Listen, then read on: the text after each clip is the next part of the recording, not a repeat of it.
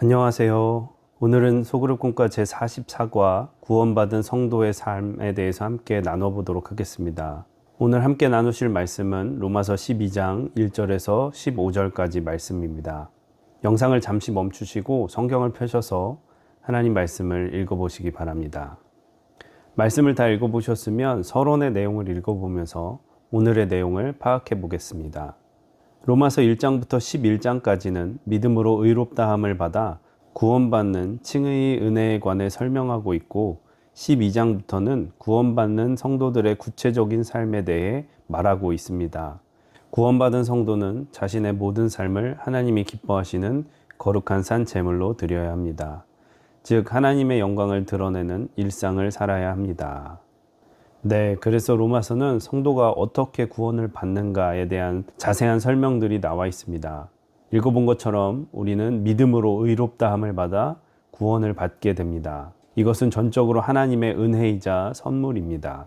로마서에서는 12장부터 이러한 은혜를 받은 성도들이 어떻게 살아야 되는가에 대해서 설명하고 있습니다.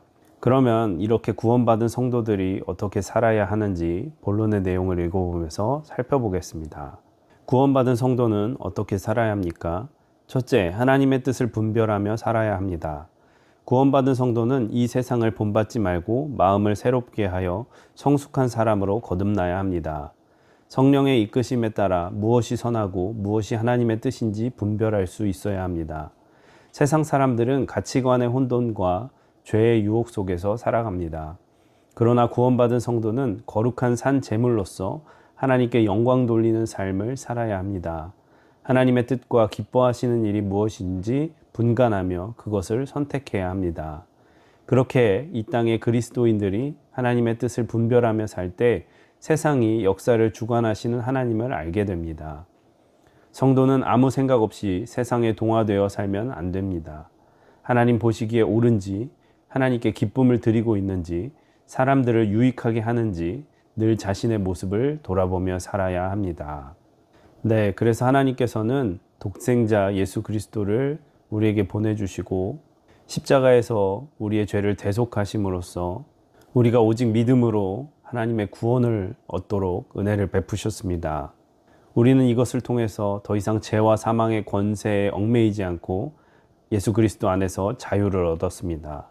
그런데 성도는 이러한 자유를 통해서 내 마음대로 내 원하는 대로 살아가는 것이 아니라 오직 하나님을 기쁘시게 하는 삶을 살아야 합니다. 하나님을 기쁘시게 하는 삶은 거룩한 산 제사로 주님 앞에 예배를 드리는 삶이 되어야 될 줄로 믿습니다. 이러한 삶은 세상을 쫓아 살아가는 것이 아니라 오직 예수 그리스도를 닮은 제자로서 주님을 따라 사는 삶이라는 것을 꼭 기억하시기를 바랍니다. 그러면 계속해서 두 번째 문단도 읽어보겠습니다. 둘째, 은사를 올바르게 활용하며 살아야 합니다. 하나님은 우리를 각각 다르게 만드시고 저마다 다른 은사를 주셨습니다. 우리 몸에는 수많은 지체가 있어 각각의 기능이 제구실을 감당할 때 온전한 한 몸을 이룰 수 있습니다. 이와 마찬가지로 하나님께서 우리에게 다양한 은사를 주신 이유는 그 은사들로 다른 이들을 섬겨 그리스도의 몸된 교회를 든든히 세우라는 의미입니다. 구원받은 성도들은 은사의 다양성을 인정하고 다른 사람의 은사를 귀하게 여겨야 합니다. 하나님의 영광을 가리지 않도록 다른 은사를 질투하거나 부러워하지 말아야 합니다. 하나님이 우리에게 주신 은총의 선물은 나 자신을 위해 주신 것이 아닙니다. 성도들과 교회를 세우는 일에 사용될 때 각 지체가 하나 되어 세상을 밝히는 빛과 소금의 역할을 감당할 수 있습니다. 그래서 하나님께서는 구원받은 백성들이 하나가 돼서 예수 그리스도의 몸된 지체를 이루기를 원하신다는 것을 오늘 본문은 우리에게 알려주고 있습니다. 그런데 각 몸을 이루는 성도는 각자 하나님께서 주신 다양한 은사들이 있습니다. 이러한 은사들은 자기 자신을 자랑하거나 자신의 유익을 위해서 사용하는 것이 아니라 그리스도의 몸된 교회를 건강하게 세우기 위해서 사용돼야 되는 것임을 말씀해주고 있습니다. 그래서 하나님의 선물인 은사는 오직 교회의 덕을 세우고 한몸된 성도들을 유익하게 하기 위해서 사용되는 것임을 꼭 기억하시기를 바랍니다. 그러면 세 번째 문단도 읽어보겠습니다. 셋째, 이웃을 사랑으로 섬기며 살아야 합니다.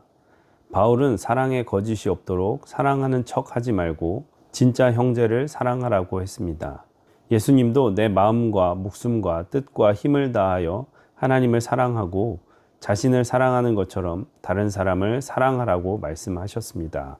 형식적인 제사보다 이웃을 사랑으로 섬기는 것이 하나님이 기뻐하시는 제사라고 했습니다. 따라서 우리는 다른 어떤 일보다 하나님을 사랑하듯 이웃을 사랑해야 합니다.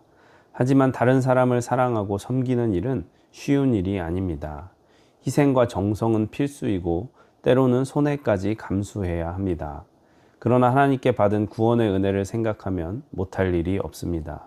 하나님의 영광을 위해 이웃의 고통에 함께 울어주는 성도가 되어야 합니다. 네, 그래서 서로 다른 배경과 나이와 성별과 출신을 가진 성도들이 함께 모여서 예수 그리스도의 몸된 공동체를 이룰 수 있게 하는 힘은 오직 주님께서 우리에게 베풀어 주신 사랑으로부터 가능하다라는 것을 기억하시기 바랍니다. 그렇기 때문에 예수님의 사랑을 받은 우리도 형제와 자매를 진심으로 사랑하는 것이 중요합니다. 형제와 자매를 사랑한다는 것은 예수님께서 우리를 조건 없이 사랑하신 것처럼 우리도 형제를 위해서 섬기고 사랑하는 것임을 기억하셔야 될 줄로 믿습니다. 그리고 또한 형제 자매의 아픔과 슬픔, 또 기쁨과 즐거운 일들에 함께하며 한 마음을 품는 것이 예수 그리스도의 몸된 공동체로서 서로 사랑하는 모습임을 기억하시기를 바랍니다. 네, 이렇게 해서 본론의 내용을 읽어보았고요. 결론의 내용을 읽어보겠습니다. 하나님의 은혜로 구원받은 우리의 삶은 하나님께 드리는 거룩한 산 제물입니다. 그리스도인은 세상 사람들과 달라야 합니다. 우리의 삶은 세상에서 하나님의 뜻을 드러내는 통로입니다. 이 사실을 늘 기억하며 어디에서나 하나님의 뜻을 분별하고 받은 은사로 교회를 든든히 세우며 이웃 사랑을 실천하는 성도가 되어야 합니다. 네, 이렇게 해서 소그룹 공과 제44과 구원받은 성도의 삶에 대해서 함께 나누어 보았고요. 묵상 질문과 삶에 적용하기를 천천히 읽어보시기 바랍니다.